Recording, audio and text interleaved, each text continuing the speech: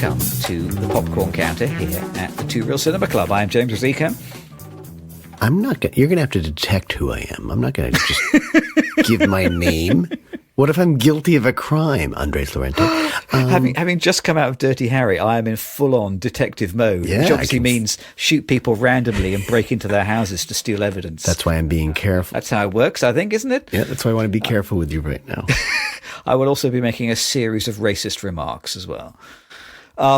So we have just come out of, well, I think one of the great detective pictures, although does it really contain much detection? I'm not really sure. It's more shooting than detection. We watched Dirty Harry. So I've come up with a detective's quiz. Oh. I love a quiz. Yeah. I love it. I especially love the quiz popcorn counters that we do here because I prepare some questions in advance, which means I don't have to think on my feet or use my brain. All I need to do is read. I know, and then you get to torture me. That's like real detective work. That's Dirty Harry stuff. Tie him up, maybe beat him up a little bit. I've got a list of 40 detective films here. 40 films. They have detectives at their centres. Okay. Somehow, a bit like Dirty Harry. So some of them are professional detectives. Some of them are amateur detectives. But they're all got a bit of detection. 40 movies. I will give you a few clues, and then we'll see whether you can guess what the movie is. Out of 40, I think I'm going to put the pass. These are quite hard. I'm going to put the pass mark at 28. Okay. Which is 70%. Wow. All right. Yeah, if you can get 28 out of 40, better get my paper. Then you will be a winner. Okay. As usual, I've tried to start with easier ones, and then make them a little bit harder. But it's all a matter of opinion, isn't it? If you are listening, I think today is the day that you will have. If you're in the US, you will have gone to the polls. So we're not going to talk about that. Instead, save this episode for when you're on a long car journey with family and friends, I think, and guess along with us. Right, I've got my pen at the ready. Yeah, mine too. First, so you can mark down your answers and check that I give you as many ticks as you've given yourself. Exactly. Right, first set of 10. Right, 1946. No guesses? Okay, right. Is that a hint? Maltese Falcon. Not bad. Okay. Not quite, though. Howard Hawks' film. Okay. Written by William Faulkner. To Have and Have Not? No. Oh, my Lord. You're getting close, though. Oh. So that was a Howard Hawks film. Yeah. You're exactly right. Also written by Lee Brackett and Jules Furtman. This film stars Humphrey Bogart and Lauren Bacall. And the chemistry between them was so intense that they went back and they shot a bunch of extra scenes which have no impact on the plot of just Bogart and Bacall flirting. I think this may have been their second picture together after To Have and Have Not. Oh, there we go. Okay, that's why I'm confused. It's not The Big Sleep, is it? It is The Big Sleep. Yeah, okay. Yes, well done. 1 mark. Great film. Oh my God. It is a great film. I've seen the film a number of times. Yeah. I have it on my shelf still. All-time classic. Right, 1973. This detective movie was directed by Robert Altman, who we were talking about earlier on. Also written by Lee Brackett, which might be a bit of a clue. So this 1973 detective movie stars Elliot Gould. You remember this one? It's actually Sterling Hayden's in it. Yeah, is it? It's the title is the name of the detective. Is that right? Or is it? No. The title is the name of another book by the same author as the author of The Big Sleep. But he plays someone. He plays Sam Spade or someone like a well-known. It's Philip Marlowe, isn't it? Philip Marlowe. Elliot Gould is Philip Marlowe, but a 1970s LA Philip Marlowe. Yeah, I know this film, but I don't know the name of the film, so that means maybe I don't know it. It's have you read any of these Philip Marlowe books? I don't think so. No. They are some of my favourite books of all time. Actually, just so beautifully shaped, or so witty. I think to make a great book, you need it's a good structure and story, but also to be a good writer on a sentence level. And there's no end of great sentences in those Philip Marlowe books. Throw me another hint, because I will get it, I think. The title, often reminds me of I think, was this a 90s or early 2000s film with Gina Davis and Samuel L. Jackson, a kind of comedy action picture? Mm-hmm. No, I lost it. That's too bad. It's not called Farewell, My Lovely. It's called Farewell, My Love. It's called The Long Goodbye. The Yes. Long Goodbye. All right. Robert Altman, 1973. Okay. Elliot Gould at his most suave in that film. Right. Well, 1 out of 2, 50%, not bad. Not bad. Question number 3, 1982. Mm-hmm. This film was directed by Carl Reiner, who we will know from making Oh God. He made The Jerk. Mm-hmm. He made The Man with Two Brains. He made All of Me. He made Robert Reiner. He did make Robert Reiner. Mm-hmm. It's written by Rob Reiner with Steve Martin. Oh. And it stars Steve Martin. Yeah. But it also stars Steve Martin with, I think Humphrey Bogart and Lauren Bacall and, and an awful lot of black and white movie stars. Oh, yeah. It's not The Jerk. I remember it's not The Jerk. What with me, having mentioned that film very recently. No, it's not The Jerk. Jeez.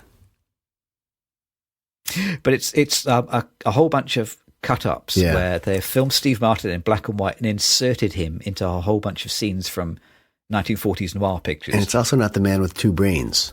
It's not The Man with Two Brains. I'm very good at telling you what film it's not. Stephen Martin. I don't get credit for that.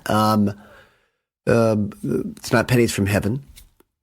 You are correct. It is not Pennies from Heaven. See, I've gotten 3 right to get 1 wrong. Do 3 rights make a wrong? In this case, no. Okay. You can either tell me the title or really get me very close with a juicy, generous hint. What don't dead men wear? Dead men don't wear plaid. Yeah, there we go. I'm going to give you half a mark for plaid. Sorry, it's half a mark. Dead Men Don't Wear Plaid, which I remember seeing it, probably when it first came out and not really understanding it, I think, because you sort of need to know something about film noir before you really get it. Right, a little bit more recent, 1995. This David Fincher movie has Brad Pitt and Morgan Freeman in it. Oh, God. Written by Andrew Kevin Walker. I need to stop you right here because this is trauma of the highest order for me. This is 7, isn't it? It is 7, oh my yes. God. Okay, yeah, let's just move on because that just... I couldn't sleep for a week after that one. So you know what else Andrew Kevin Walker wrote? He wrote David Fincher's The Killer from last year. Oh, did he really? Wow. Yeah. Huh. So still working together, like nearly 30 years on. Huh. Right, 2.5 points. That's not bad. That's Question 5. Yeah. 1974, written by Robert Towne. Mm. Probably the most famous script that he wrote. Mm. It's great going through Robert Towne's CV for this quiz, actually. So The Last Detail, The Firm, Mission Impossible 1 and 2, Days of Thunder, Greystoke, and also he has like an uncredited rewrite on basically every film of the last 40 years, doesn't he? Yeah. Jack Nicholson in this Roman Polanski film. Oh, so good. Faye Dunaway. Yep. What is it? It's close. It's funny because it's very close to Big Sleep. In fact, some people say it's a remake of Big Sleep. It's called Chinatown.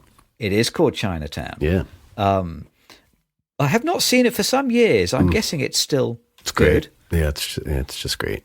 But then we do also have a policy of not amplifying the work of Roman Polanski, so maybe I shouldn't have. He's in that film too briefly. He's an absolute pipsqueak in that film, but he cuts Jack Nicholson's nose. Jesus, I remember that. What a bastard! So people knew he was a bastard back then. So. See, he was already telling us. He was telling us what a bastard he was. Yep. Right, 2 years after 7. In 1997, this film was released, directed by Curtis Hanson, who went on to make 8 Mile. Yep. And had made The Hand That Rocks the Cradle. I don't know if you've seen that. Yeah.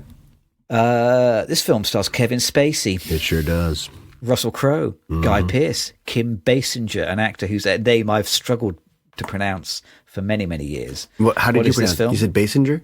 Isn't it Basinger? Is I that don't right? know. Basinger? I've always said Basinger, so Maybe it's Basinger. I think I've got it wrong in every different possible permutation. Yeah. We're not film guys. We don't know their names. What is the film, though? Hollywood Confidential. L.A. Confidential. L.A. Confidential, yes. Okay, you get the point. Couple of 4.5 points now. L.A. Confidential. That's Kevin Spacey's really good in that film. He kind of steals that film, but I know that Kevin Spacey, I think he's English now anyway, so we don't have to. He's barely American. Does he still live over there? I bet he probably does. I'm sure he has a place there. Yes, his profile, not what it was. Sticking with the 90s, I am largely trying to stick to films which I've seen, which means there's going to be a bit of a 90s bias. Oh, good. 1991, Jonathan Denney's most famous film, I would say. Is it a quiet film? Foster. Is it a quiet film? It's very quiet. It's so quiet they put it in the title. Silence of the Lambs. It's Silence of the Lambs. What is it? I'm sorry, it's not. It's a silent one. This film was written by Ted Talley, who wrote The Juror, not the same as Juror number 2 coming out next week. He wrote The Juror and All the Pretty Horses, which I haven't seen actually. Oh yeah. Right. We'll go back to what many people argue is either the finest film of all time. Maybe it's the second finest film of all time. For a while, it was the second or the third finest film. It's Jean Dielman. Strangely, it's not Jean Dielman because that is the finest film of all time. This 1958 film is now the second finest film of all time. Okay. Written by Alec Koppel and Samuel Taylor. Directed by Alfred Hitchcock. But which Hitchcock film is the second best film of all time? James Stewart rescues Kim Novak from almost exactly the same place where Dirty Harry digs a dead woman out of the ground. Well, it sounds like Vertigo to me. It is Vertigo. Yeah. Does he rescue her, or does he kind of... I'm pretty sure. I think that James Stewart jumps into the water. I think Kim Novak jumps into the water and James Stewart dives in after her and rescues her. That's just in the shadow of the Golden Gate Bridge. Clearly it was in a studio but eventually doesn't she fall off the roof at the end? That's Vertigo, isn't it? Yeah, she does fall off the roof at the end. Yeah, okay. So he rescues her only to torture her basically psychologically and then be somewhat responsible for her death. One of the many reasons why I love this film so much is that James Stewart's character makes virtually no correct decisions in the whole film. Pretty much everything he chooses to do is the wrong decision. Protagonist. That's a protagonist that gets you a lot of story. Yeah, what a story. Okay. Question number 9. Yeah. We may have touched on this picture already in the first 10 questions. 1941, John Huston made this film from a book by Dashiell Hammett. Humphrey Bogart again. That guy made a good detective. But what's the film? Oh. We didn't say Maltese Falcon, did we? We did say Maltese Falcon. Then let's say it again. I think Maltese that came Falcon. up, yeah. Good. I like that one too. That's a great one. Yeah, it is a great one. Back to the 90s. Mm-hmm. Last question in this round. Yeah. A Joel and Ethan Coen film. Oh, yeah. What detective film did they make? 1996. 1996 detective film. Yeah, it did so well that one of them married the lead. I guess that's Fargo. It is Fargo, yes, with a heavily pregnant Frances McDormand. Yeah. Was she pregnant at that time? Well, I think she's wearing a cushion or something. Yeah, okay. Yeah, I think so. But her character is pregnant. Yeah. Well, that's not bad. That's 8.5. Okay. Out of the first round. Just like they should make a movie about that. Yeah, they should. We'll step on to round 2. Okay. That was the easy stuff. Yeah, that was the easy stuff. All Looking back now, Dead Men Don't Wear Plaid. Maybe that wasn't an easy one. No. That was a foul play. That was not fair. Okay, round 2. I'm drawing a line here on my sheet here. 2007. Mm-hmm. That was a good year. Yeah. David Fincher made this film. And I believe it's one of the things this film is known for is its excellent sound recording. Ooh. Huh. At least it is in my book anyway. Jake Gyllenhaal's in this film. Mark Ruffalo is in this film. Robert Downey Jr. is in this film. Wow. what is this excellently sound recorded film? It's I got to check. It's probably Mike Primmer's work. In fact, I remember talking to him about this. I think so. The film is, I think, just called Zodiac. It is called Zodiac. Yeah. Yes. He said the lighting guys just loved it because all they had to do is turn. A lot of it takes place in this office, and it's just fluorescent light. And they were basically paid just to come in the morning and turn on the fluorescent lights. Fincher loved how natural it was, so they would come in, throw a couple switches, come back at the end of the day, turn it all off. He claims that was most of their work. So good to be a gaffer on that film, I guess. Yeah, it's a union gig. Yeah. Interesting factoid. There's a 2016 critics poll conducted by the BBC, which said that Zodiac was the 12th greatest film of the 21st century. Wow. I'm afraid the 21st century has not yet finished. Right? How do they know that? Clearly, very prescient. Yeah. I must say, I'd have to watch Zodiac again. I didn't personally love Zodiac. Yeah, I don't remember it being that entertaining or that well done. So great lighting and sound, though. Great light. Oh, gotta love the light. Love the sound. Number 2 in the second round, 2004. So we are getting more recent. That's good. Michael Mann made this detective movie. Also a graduate of the London Film School. So he's basically like our buddy. Wow. Written by Stuart Beattie, who was super hot in 2004 because he had also come up with the original story for Pirates of the Caribbean. Yikes. So he was riding high that year. This film features Tom Cruise and some grey hair. What is this film? Who's got the grey hair? What are you talking about? Tom Cruise has got the grey hair in this film. This is a movie where Tom Cruise is grey. Yeah, I remember. Okay, what's the name of this film? It had Jamie Foxx. Jamie Foxx, yep. And Jada Tom Pinkett Cruise. Smith's in this film. Yeah, and this film is like it's a pioneer for digital filmmaking. I think it's one of the very first all digital shoots. And a lot of night shooting in this film. All happens over a single night. I don't have the title. I think it's a one-word. Is it a one-word title? It is one word. It's named after that thing that the bank insists you have before they give you a loan. Money? Collateral. Collateral. Yes. Yeah, I was going to say you're just summarising capitalism in a nutshell there, yes. But it is collateral. Only those who have money get money. That's how it works. Yeah. Right. Sidney Lumet. Yeah. Now, I'm going to have to check with you. Yeah. You are my pronunciation guru here. Yeah. Is it Sidney Lumet? Is it Sidney Lumet? I think we say Lumet. Yeah. Lumet. It probably okay, fine. I feel better now. Lumet originally, yeah, but Lumet. Yeah. So he was the maker of 12 Angry Men, Serpico, Dog Day Afternoon. The 1982 movie was written by J. Preston Allen, who then wrote The Verdict, which is that Paul Newman film. I don't know if you've seen that. Yeah. He wrote the book for Cabaret. He wrote Marnie for Hitchcock. Ooh, not one of the better ones. Michael Caine and Christopher Reeve in this 1982 thriller. But what is it? Christopher Reeve. Caine and Christopher Reeve. Ooh. Yeah. More. Give me more. It's not Superman. I'm thinking Superman. Diane Cannon is in it as well, and it's pretty much just a three-hander. Oh, yeah.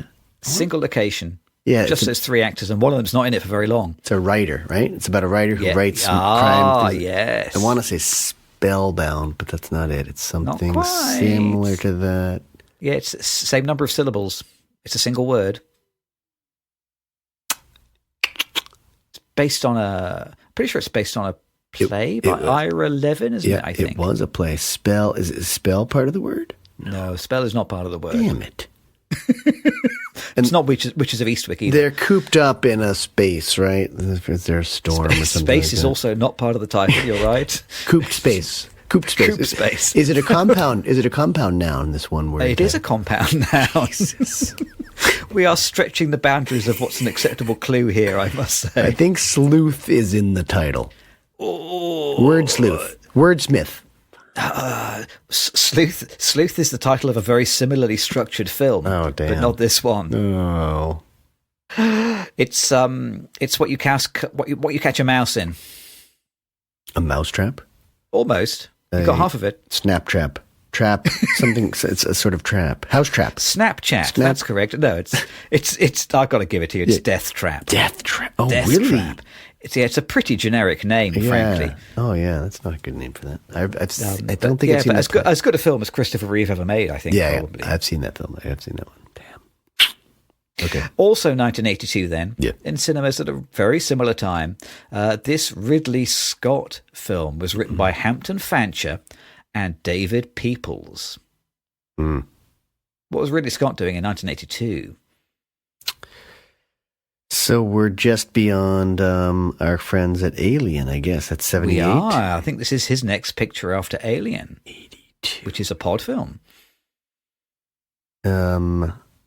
It wasn't. Sean Young is in this film. Oh no, not is that an investigation film? That's the do androids dream of electric sheep? It is, yeah. It's absolutely an investigation. It's called film. Blade Runner.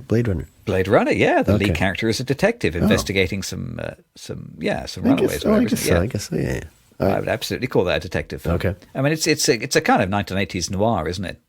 Yeah, I think that was how they tried to market it. They said, "Oh, it's a film set 40 years in the future in the style of a film 40 years in the past." I seem to remember that was. I do like Rutger Hauer in that film. I think that's a good role for him and well delivered. I haven't seen Blade Runner for a long time, and I have this slight worry that the sexual politics of the film might slightly ruin it for a modern audience. I don't know, but they're robots. They're droids. They're not actually women. But isn't the main premise of the film that robots have rights? So we're not allowed to use that as an excuse. Maybe at that time. 3 out of 4 so bad. Not so bad so far. Yeah. Right. Number 5, 1995. This film was Bryan Singer's big budget debut. It was his second picture, but written by Christopher McQuarrie. No. Who went on to write pod favorite Top Gun Maverick. Yeah. I mean, I think it's The Usual Suspects. You are correct. It is The Usual Suspects. It's funny, though, because I thought that was a completely different writing and directing bunch. So I thought that was who do you associate with directing The Usual Suspects? I think he was an editor. I thought it was George. Is it George Wang? I thought it was George. Yeah. Huh. I'm pretty sure it's Bryan Singer. I think. Yeah. I'm not going to doubt you. Yeah, but Christopher McQuarrie. That's again kind of. I mean, not surprising, but yeah. I didn't know that. Okay, great. It's one of those great show-off scripts where Christopher McQuarrie can say that he wrote The Usual Suspects and then not need to prove anything about himself ever again. Exactly. So, it's a tremendously well-written film. Whatever we may feel about Bryan Singer, it's a well-written film. Number 6 in this round, back to Hitchcock, 1954. This was an early 3D film. Oh, wow. With Ray Milland. What? And Grace Kelly. What? Yeah, Grace Kelly was in a 3D movie written by Frederick Knott. I couldn't tell you what else he wrote because I didn't write it on my list. Yeah. Hitchcock never wrote his pictures. Did he? Always collaborated with some dude. Yeah.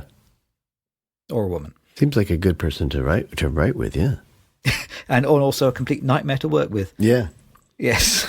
But what was Hitchcock making in 1954 in 3D? 1954 in 3D. God, I don't think I've ever seen Hitchcock in proper 3D. So yeah, I've seen this film, but only in a 2D version. And then I'm not sure you can see it in 3D. And Grace Kelly. I'm not sure I've seen this one.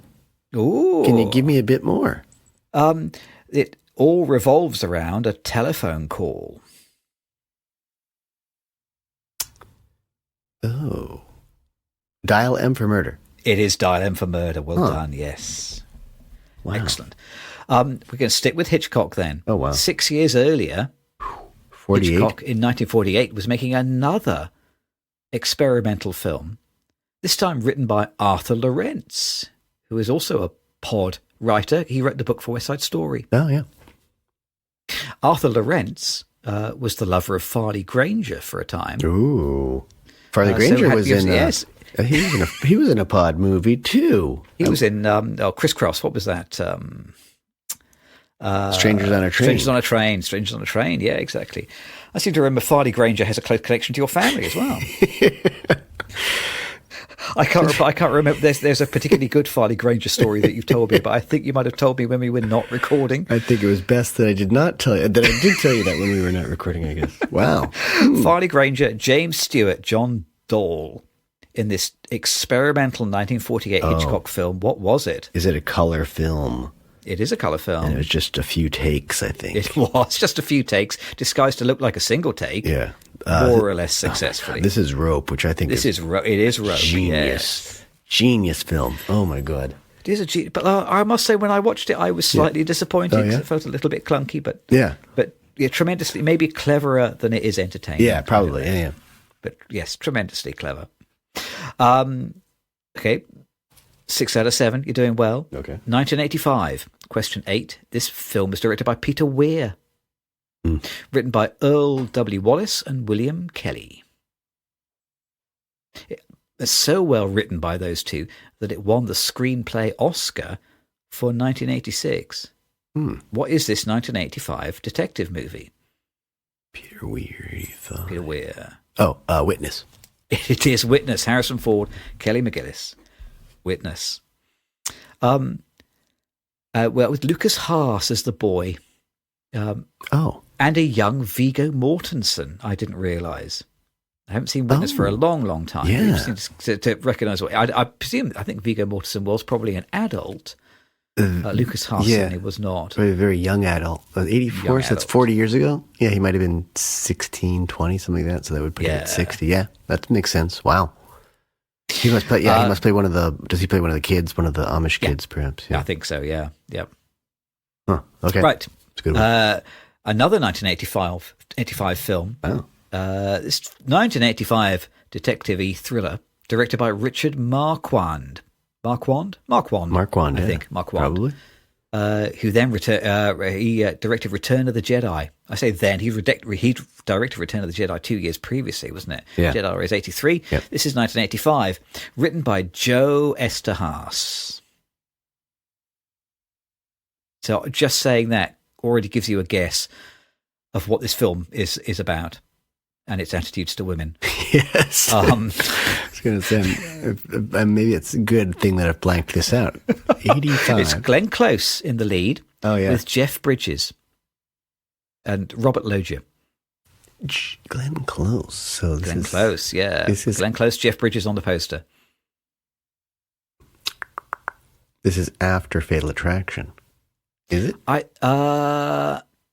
No, I think this is before Fatal Attraction. I think Fatal Attraction was in 87. Yeah. This is 85. Huh. And it's before Basic Instinct. But it's sort of along those lines, though. Yep. Oh. I can't get this one. Yeah, this is a not widely remembered 80s thriller, but actually you're a bit nasty, a bit efficient. Mm-hmm. And at the very end of the movie, I remember when I watched it, there is a reveal that the murderer turns up, they are killed, and then their mask is whipped off and their identity is revealed. And because of the way that it was shot, I couldn't quite tell who it was. Oh. So I remember coming out of this film having to ask somebody, who was it? It was the murderer in the end, because I couldn't see who the face was. This film is Jagged Edge. Jagged Edge, boy. Jagged Edge. That one. Yeah, not a widely remembered 80s And who is thriller. the murderer? Is it Glenn Close? It's Jeff Bridges. It's Jeff Bridges. Oh, spoiler alert! I should have warned the audience. But yeah, Jeff Bridges done it. Sorry. Uh-oh. Oops, that was my fault. This film is 40 years old. Yeah. Final in this round, the most recent film we've had so far, 2019. This is a recent film, directed and written by Ryan Johnson, with an incredible 20-teens all-star cast: Daniel Craig, Chris Evans, Anna de Armas, Jamie Lee Curtis, Michael Shannon, Don Johnson, Toni Collette, Christopher Plummer. Wow. Set not a million miles away from where you are sitting right now. Massachusetts somewhere, yeah. Yeah, somewhere in New England. Prim worked on this one too, yeah. This is another Michael Prim film, yeah. It's Knives Out. It's the first Knives Out, I guess. It is first Knives Out. The original Knives Out. Excellent. 9 out of 10 for this round. Oh, wow. Not bad.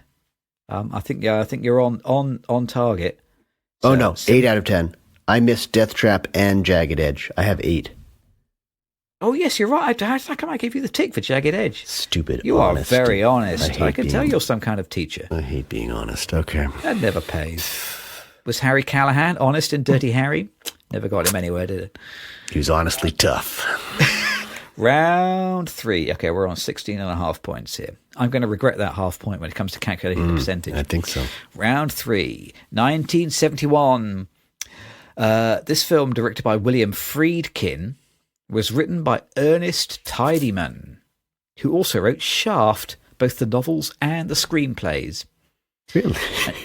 And he wrote High Plains Drifter, speaking of Clint Eastwood. And he died in the Westminster Hospital in 1984, which is the same hospital where I did some of my training. Oh, my. Is that the one with the cursed operation theater there? No, that's the one where I work now. I bet there were ghosts at Westminster Hospital. I think a lot of famous people died in Westminster Hospital. It was just well placed for that. Is Gene Hackman in this film? Gene Hackman is in this film, yeah, wearing a not very flattering hat. Yeah, the pork pie hat. I think this is French Connection. It is the French Connection, yes. It's a good one, too. Do you remember what is being smuggled in the French Connection? It's going from Marseille to New York. Yeah. I think it's heroin, isn't it? Yeah, it is heroin. Very good. Good memory. It is heroin going from Marseille to New York. Excellent. Question number 2 this round. 1984. Directed by Martin Brest, who made Midnight Run. He made Scent of a Woman, Meet Joe Black, those kind of late 80s, early 90s films. Written by Daniel Petrie Jr., who was a pioneer of action comedy. Ooh. So this was like a very early action comedy. Petrie went on to write The Big Easy. He wrote Turner and Hooch with Tom Hanks and a dog, meaning they were in the film. They didn't help him write the film. Yeah, it was a little confusing.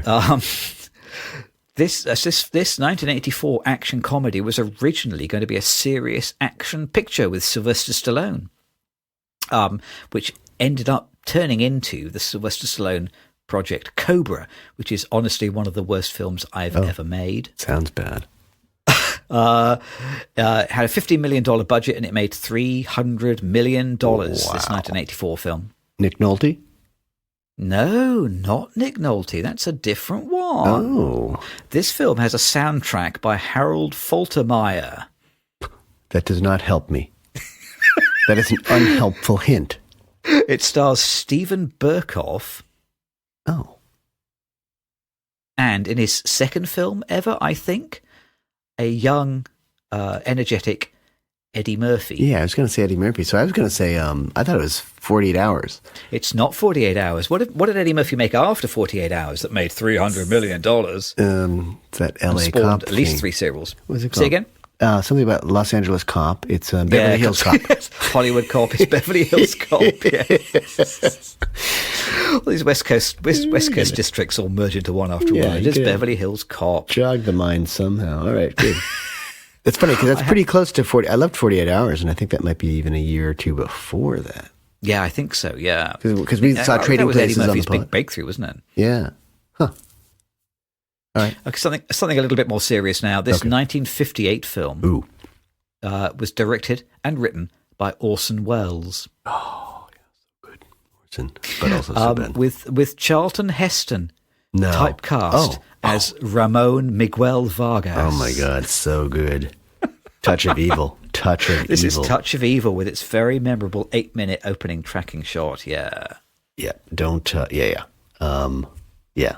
I don't think we should even talk about it. Just go see it. Yep. Get it on DVD or whatever. Although, oh God. Okay, I won't name him by name. There was a teacher at London Film School who was talking about that first shot. And, it's this long tracking shot that Altman tries to sort of outdo and in The Player. The Player, yep. It starts on a bomb. There's this close-up on a bomb, and then you see the camera, long angle, kind of pans through town after that, and then eventually there's an explosion in the background somewhere. But one of their teachers there said that, the tracks were laid, and then people would remove the tracks one by one so that there wouldn't be tracks in the film, on film as they were pulling away from the original spot, which I thought was just total horse shit. It's probably something on a truck, right? A crane on a truck or something else. But I mean, it made me doubt the entire school at that point because I was like, what? That would make so much noise. There's no way you would be able to pull out track after it's just been rolled on by a camera. It's just, I couldn't believe it. So maybe we should do some research. Maybe I just thought it was baloney. So I was very upset about that. And what forfeit will you agree to if it turns out that actually the London Film School was correct and they did shoot it on tracks that were removed? They took the dolly away.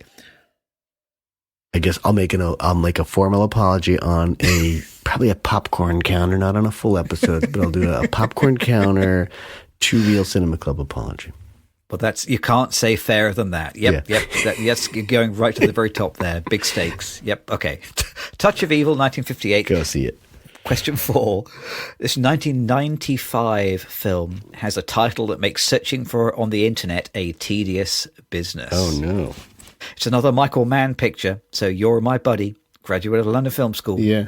We're like that. Interestingly, this 1995 film is a remake of Michael Mann's 1989 TV pilot, which is called Made in LA. So he remade his own film 6 years later with a bigger cast and much more money. John Voight is in it. Yeah. Okay. Yeah, give me some stars. John Voight is in it. Val Kilmer is in it. Ashley Judd is in it. No. Yeah. And also playing small roles, Robert De Niro and Al Pacino. They're not small roles. That was my joke. No. They're on the poster. That's Heat, is that right? It is Heat, okay. Yes. It's very frustrating. You just try and search for Heat. For God's sake. That is stuff that turns up. I just want the film. At first I was about to say The Untouchables, and I thought you'd see like this Indian caste system, like page after page about the caste system. So it was, okay. The Dalit and all that, yeah. Heat. Heat. Right, back to Hitchcock then. Question 5 this round. 1954 Hitchcock film. Written by John Michael Hayes, who also wrote To Catch a Thief. He also wrote The Trouble with Harry. He also wrote The Man Who Knew Too Much. So clearly he didn't mind working with Hitchcock. No. This 1954 version was later remade with Christopher Reeve, second appearance on the quiz, in 1998. It also stars Grace Kelly, second appearance on the quiz. Also stars James Stewart, second or third appearance on the quiz, third appearance at least. What is this 1954 amateur detective film called? Grace Kelly. James Stewart. Who else did you name? I think, they are pretty much the only two names in the film. Amateur detective. Is James Stewart a photographer in this film? He is a photographer, with some broken legs, and he's in a cast. And a pair of binoculars. I love this film. I've lived this recently. Rear Window is the name of that film. Yeah. Which part did you live? Did you live the part of being in a wheelchair, or did you live the part where Grace Kelly brings you dinner? Both, really. Hey. Although I didn't get too much dinner. I was being starved. It felt more like Misery by Stephen King with James Caan. Kathy Bates. After my foot surgery almost 4 years ago, I guess, I just sat in the front window. I was just watching my street because I just had very little to do. The weather was bad. I was inside, and I just knew everyone's parking habits and when they put their garbage out and how well they were recycling. I just knew too much how the kids were left out to play in dangerous circumstances. I was just I was too interested, too curious about my neighbors for a while. You see, I would counter that it would be impossible to make Rear Window today, because how can it make sense in a world where Netflix exists? No one looks out of their window anymore. Yeah, exactly. You just draw the curtains and watch TV. But no, you've proven me wrong. I'm a special case. Question number 6, 1998. This film was directed by David Zucker. Written by, and every time I type this, my computer automatically connects it to Zuckerberg. Oh. Corrects it to Zuckerberg. I was going to say, so it's not. I thought it was going to be the F word. David. Beep. Facebook. It's directed by David Zucker, written by Jerry Zucker and Jim Abrams. Yeah. This film stars Leslie Nielsen, and Empire called it the 7th funniest comedy ever made. 7th funniest. I like that. 1998, Leslie Nielsen. Jeez. Yeah. Still making It's based films. on a television series that ABC cancelled because, and I quote, they thought it required the audience to pay too much attention. Oh, boy. Oof. Well, at least they were honest about it. What is this detective movie from 1998? Oh, it's I want to say Naked Gun. You want to say the correct answer? It is The Naked Gun. I looked it up on the Empire website, and on the website they say it is the third funniest comedy ever made. So I think someone needs to investigate that. Empire cannot get their story straight. Oh my! Right, 1963. This Blake Edwards film was written by Maurice Richland, or it might be Richlin. Yeah, I don't know him personally. It stars David Niven and Robert Wagner. It's not Robert Wagner, it's not Wagner. It's Robert Wagner. Who am I fooling? I love it. It's Robert Wagner. It's great. Robert Wagner. That's a very different kind of actor. It stars Claudia Cardinale, who we enjoyed last year in our pod historical film of the year, Once Upon a Time in the West. Mm. What is this Blake Edwards detective movie with Claudia Cardinale in? And you said David Niven. David Niven. There's no Peter Sellers in this film? Oh, yes. Peter Sellers is in it as well. You're right. Then it's got to be a Pink Panther of some sort. It is the Pink Panther. Yes. Oh, you were that's literally burying the lead. You buried the lead actor so that I would struggle. I was prepared to tell you if you asked for a clue. See, if you're going to be a good detective, you can't have all of the answers laid out in front of you. You need to do a bit of digging. Right, question 8, 1972. Mm-hmm. Joseph Mankiewicz picture. Now, is it Mankiewicz? Mankiewicz. I think it's Witz. Yeah. Mankiewicz. Oh, thank God I got you to tell me how to pronounce it correctly. I think so. Yeah, don't trust me, but yeah. So this film was written by Anthony Schaffer, who I only discovered when preparing this quiz is not the same person as Peter Schaffer, who wrote Equus. I always thought they were the same person. Oh. Anthony Schaffer wrote Frenzy. He wrote The Wicker Man. He wrote the script for Murder on the Orient Express. But he is not Peter Schaffer. Okay. This 1972 film stars Laurence Olivier and, second appearance in the quiz, Michael Caine. And it's a detective story. Olivier? It is a detective Who's story. The detective? Oh, well, that is a very good question. Maybe it involves someone pretending to be a detective when really they are not. Oh. And in my mind, I always get this film confused with Death Trap because it's actually kind of more or less the same story. Really? Huh. But what is this 1972 film with Laurence Olivier, Michael Caine? Dustin Hoffman's not in this film. I don't think he is, no.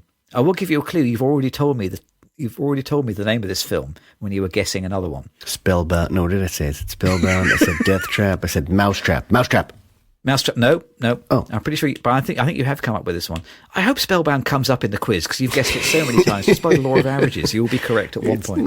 It's nominally a detective film, I guess, but I just want it to be on your list. I've already said it. Jeez. Yeah. What was I trying? It does begin with S. Was I trying to guess? Sleuth. Sleuth. Yes, Sleuth. It is Sleuth. Yes, Sleuth. It is Sleuth. That's well done. Sleuth. Yeah. Oh, because Michael Caine was in both of them too, right? Yeah. There's a exactly. Michael I always Caine get Sleuth thing and Death happening. Trap mixed up. Okay, there's a Michael Caine thing happening here too. Okay. Right. Question 9 this round. 1995. Mm-hmm. Directed and written by Carl Franklin. Okay. He made One False Move. Mm. He made Out of Time. I haven't seen that. Denzel Washington is the detective in this movie. Tom Sizemore is in it. Jennifer Beals is in it. Don Cheadle is in it. But what is the title of this 1995 detective movie? 95. Yeah. Denzel, one of the most bankable stars, almost never has a miss. Yeah. Uh-oh, this one was a miss. Well, I think it did fine. Huh. I don't think I'm pretty sure I have seen it, and I think it's fine, but not great. Jennifer Beals, Don Cheadle, Denzel Washington. There was one other actor. Oh, Sizemore, Tom Sizemore. Tom Sizemore, yeah. What is this movie which concentrates on a detective, a gumshoe type detective of color?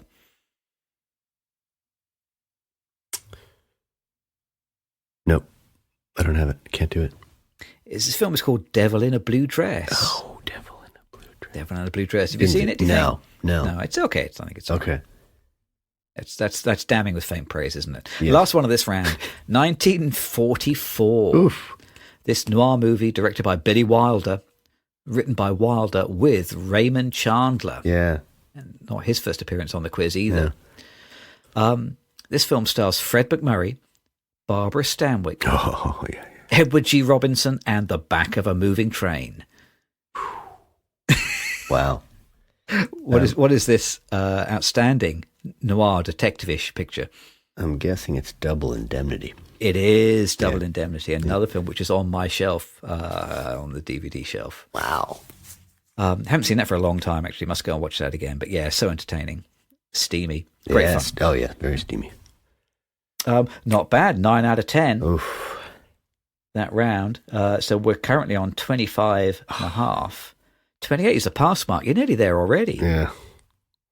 But this is the difficult ones now. So I've saved the difficult ones for the final round. Oh, lucky. But then what's difficult to me may not be difficult to you. We're going to start in 1987. Okay. This detective movie was directed and written by Alan Parker. Adapted from a novel by William Hertzberg called Falling Angel. William Hertzberg wrote the screenplay for the Ridley Scott picture Legend. Interestingly, no connection to this film, though.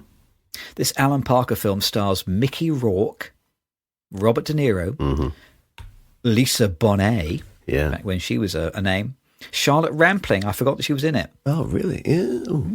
Set in New Orleans, what is this 1987 detective picture? I've seen it a couple of times. Yeah, I've seen it a couple of times, actually. Angel is in the title, I believe, right? Excellent. Yes, Angel is in the title. What's the second word? Is it Angel Eyes? No, it's another body part. Angel Heart. It is Angel Heart. Well done. Yeah, thank you. Yeah. Angel Heart. I remember that one. Yeah. Creepy. Right. De Niro. Awesome. The devil. I love it. Yeah, it's... This is one of those films where they don't leave very much to your imagination at the end of the film. Though, doesn't someone come in and explain all of the twists just at the end of the film? They just set it all out for you in case you hadn't guessed.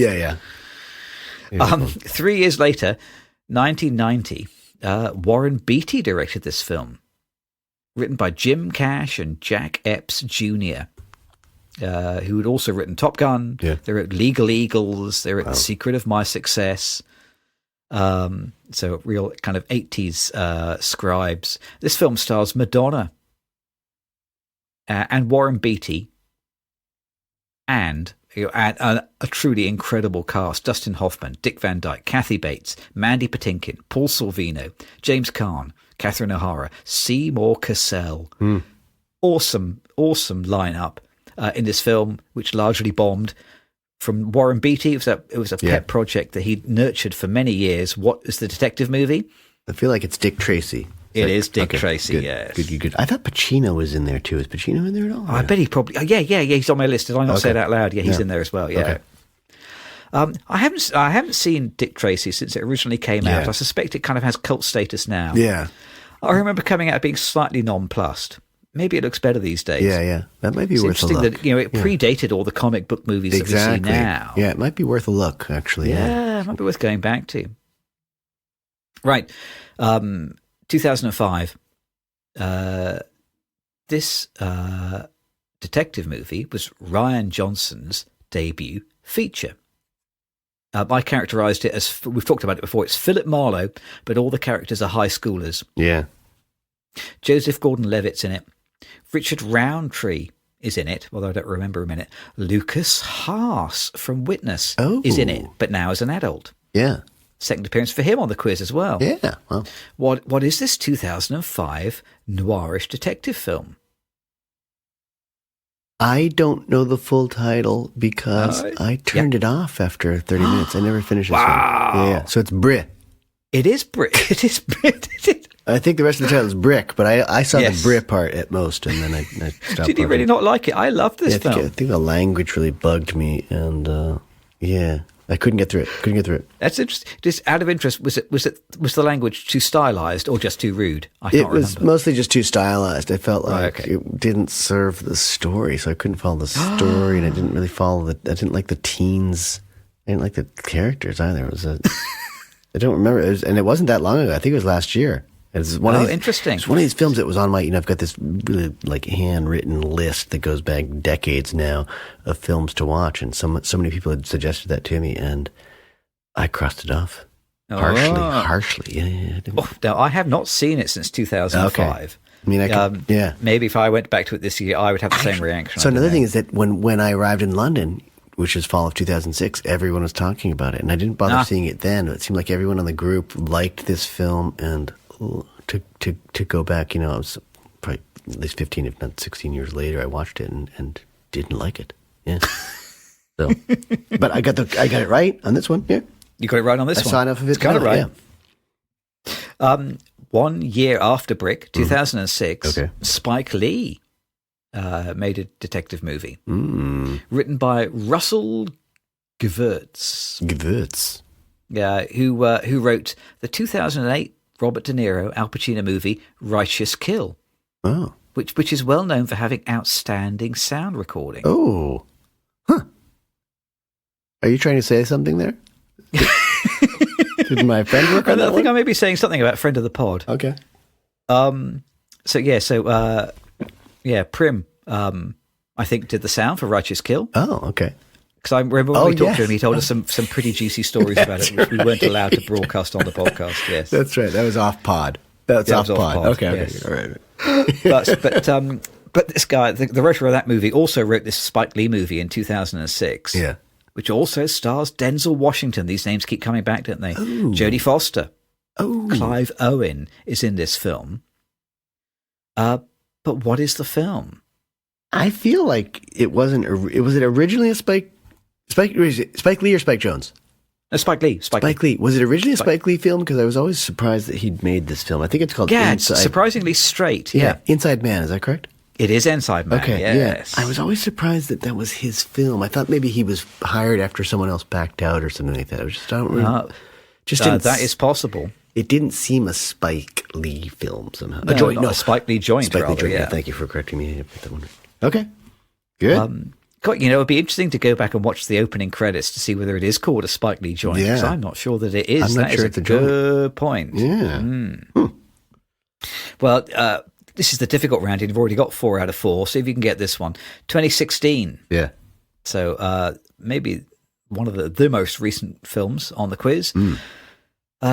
This noir film was directed by Byron Howard and Rich Moore. Written by Jared Bush and Phil Johnston. Now, Phil Johnston wrote The Brothers Grimsby, which is a kind of vulgar British comedy. But he also wrote Wreck-It Ralph. Jared Bush wrote Moana and Encanto. Wild. So, given that they have a history of animated films, what do you think this 2016 noirish film, which features the voices of Jason Bateman and Jennifer Goodwin and Idris Elba and Shakira, might be? I'm well outside my comfort zone right here. I told you these ones were going to be hard. Yeah. Is this 2016? 2016. Animated. It's a is animated thing, and it's a noir. Jason. I think I would definitely call this film a noir. Yeah. It's an animated Disney noir. With animals or people? With animals, yes. You're right. Okay. With animals that live in a kind of... Are they on Earth or another planet? No, it's an idealized Earth society. I was going to say hoodwinked, but I don't think is it hoodwinked? No. It's like an adaptation of the book by Thomas More. I think it's Thomas More, isn't it? The Thomas More? Yeah. From like hundreds of years ago? Yeah. Utopia kind of thing? Oh, yeah. It's called Utopia or Utopia or something like that, right? Very close. Yeah. Zootopia. Zootopia. That's it, yeah. Zootopia. Well done. I'm going to give that to you. Yeah, please. I worked hard for it. Yes, Zootopia. It's noir for 9-year-olds. It's okay. terrific. Actually, one of my favourite of the recent Disney pictures. Okay. One of my favorites overall, actually. No, I'm not even going to qualify it by that much. I think Zootopia is a pretty outstanding bit of work. Sequel coming next year, which fills me with trepidation because maybe they went. But then this year's Inside Out sequel was actually very good, so I should keep the faith. All right. Right, into the final five now. Ooh. 2002. You will have noticed that there were not very many non-English language pictures in my list, but this is not English language. This is a Hong Kong action picture. Ooh. It's directed by Andrew Lau and Alan Mack. Interestingly, Andrew Lau was the photographer for Wong Kar-wai. Yeah, okay. And the film stars Andy Lau from House of Flying Daggers, Tony Leung, who was in The Mood for Love. Yeah. So this is, a very Hong Kong picture. But this 2002 picture was later remade by Martin Scorsese in an English language version. The remake was called The Departed. But what was the 2002 original called? Does it have the name of a city in its title? It does not. Oh. Well, is it, well, my geography is terrible. I mean, maybe it does, but it doesn't look like it does. I tell you what, though, it has got a title. It's a is it a serenade of some sort? No, it's not. The title is a pun. And the way that it's written means that I remember when I first borrowed this DVD from the local DVD library, I asked for it by name, and I got the name wrong because I had misread the name on the box. I don't see why that helps you. That's just a story about me being a doofus. It rings a bell. I should know the name of this film, but I don't. It's an English title, even though it's an Asian film. It is an English title, yeah. Yeah. Oh, God. No, you better give it to me. Nope. Well, the DVD that I asked the lady in the DVD shop for was Internal Affairs. Yeah, and it's Infernal. But the film was actually called Infernal Affairs. Infernal Affairs, yeah. I think, the original probably better than the Scorsese remake, which is kind of a bit stagey and strange. Not one of my favourites.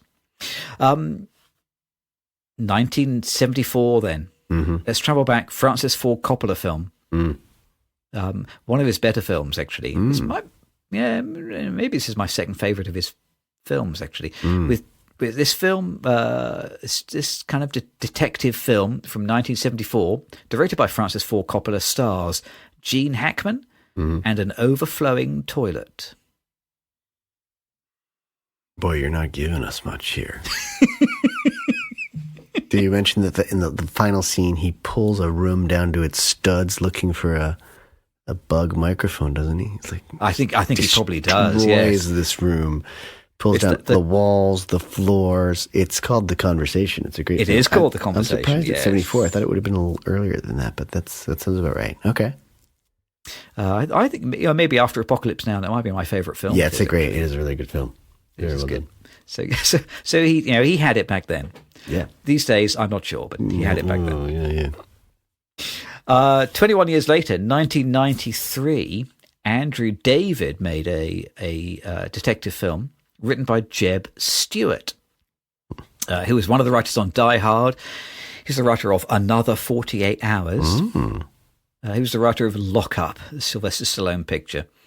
You can understand what the wheelhouse is here. Yeah. And it was also co-written by David Toohey, who wrote Waterworld, G.I. Jane, Pitch Black. This 1993 detective film stars Harrison Ford and Tommy Lee Jones.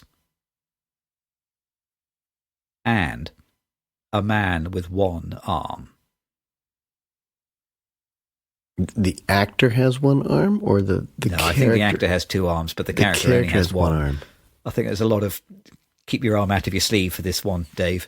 Is one of those two, is Tommy Lee Jones or Harrison Ford the one with only one arm, or that's a different person? No. Huh. No. Harrison Ford and Tommy Lee Jones both appear with both of their arms in this film. 90. Tommy Lee Jones is the detective.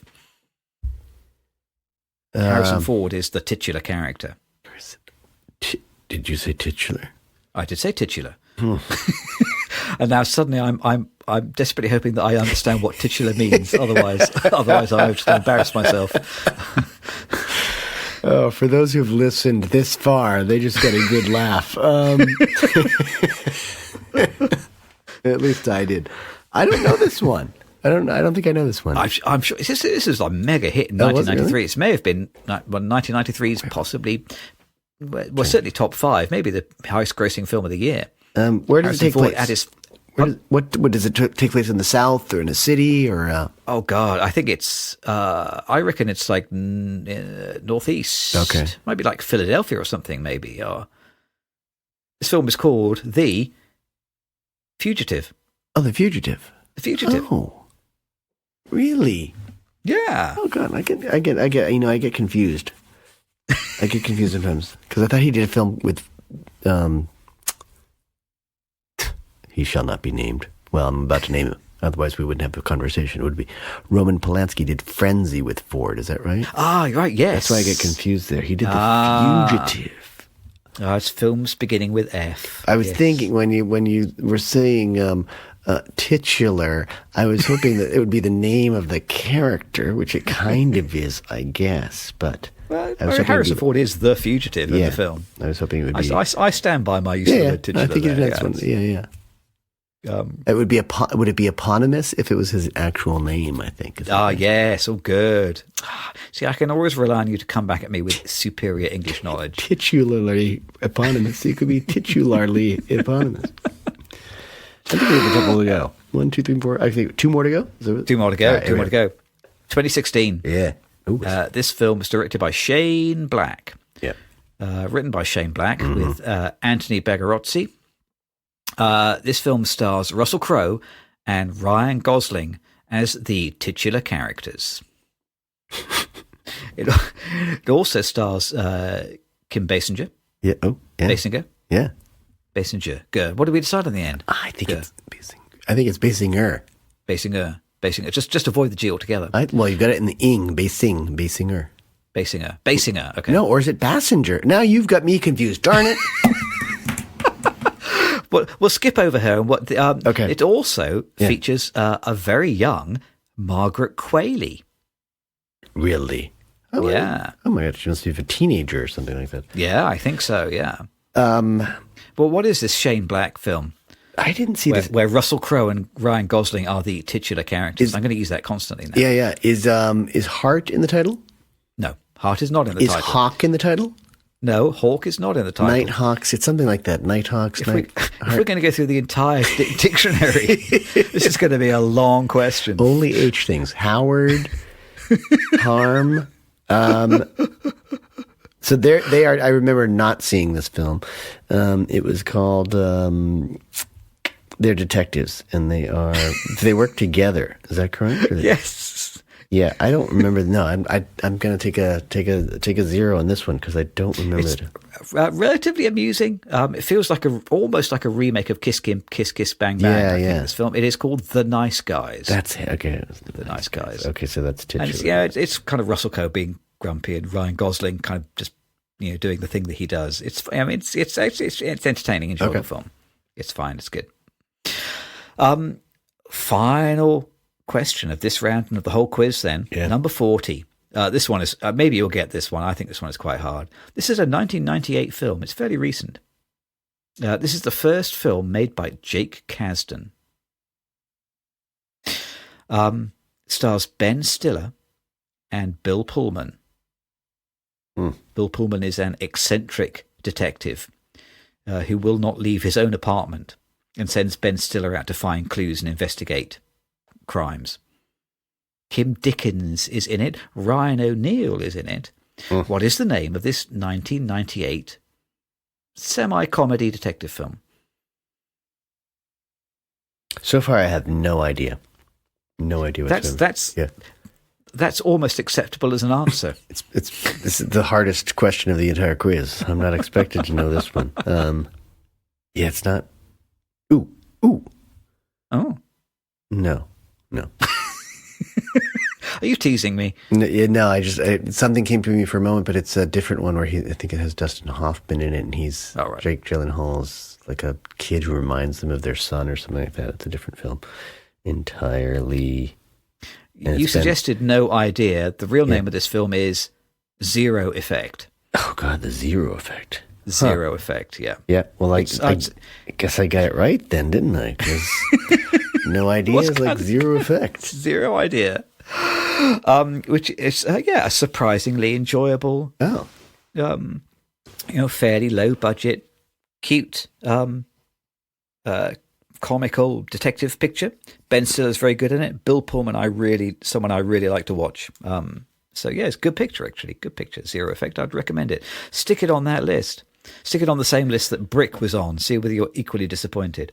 Okay. So I'm going to add up the scores now. 25 and a half, 31 and a half points.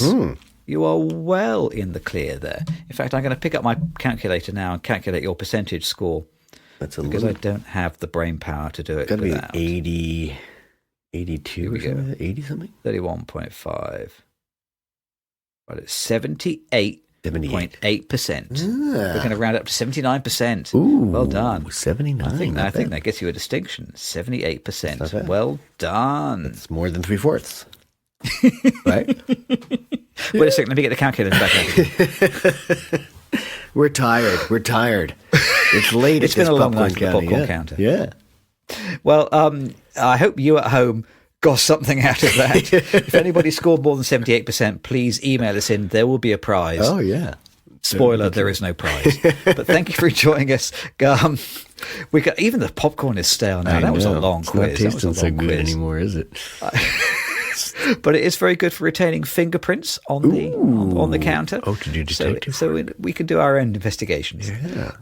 Gross. Join us next time around for some. I can't remember what we're doing. I'm so full of quiz questions I can't even remember what we're watching next week. I think we're seeing Saturday Night, and then Saturday Night. Prairie Home Companion. We might as well just sleep here in the theater and then catch the films. And I think I probably will. Yeah. I was going to stay here until Saturday night. Look, this material writes itself. Thank you for joining us as always. We will see you next week. Bye, everyone.